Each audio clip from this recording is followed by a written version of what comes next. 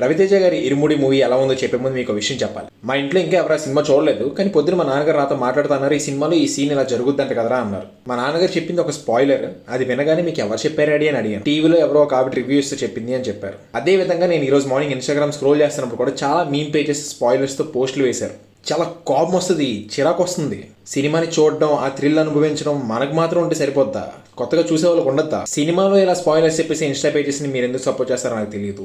అలా అని స్పాయిలర్స్ లేకుండా రివ్యూ చెప్పిన నాకు కూడా పెద్ద సపోర్ట్ లేదనుకో, అది వేరే విషయం. సరే, ఇప్పుడు సినిమా గురించి మాట్లాడుకుందాం. రవితేజ గారిది ఒక మంచి సినిమా చూశాను, కడుపు నిండిపోయింది. మీ గుండె రాయిలా ఉన్నా కూడా cinema last half an hour లో మీరు ఏడాల్సిందే. తండ్రి కూతురు ఎమోషన్ సినిమాలో చూస్తుంటే బయట ఉన్న ప్రతి తండ్రి కూతురు కూడా కనెక్ట్ అవుతారు. మన ఈ సమాజంలో కూతురు పుట్టింది అంటే కూతురుతో పాటు భయాన్ని కూడా పెంచుతారు.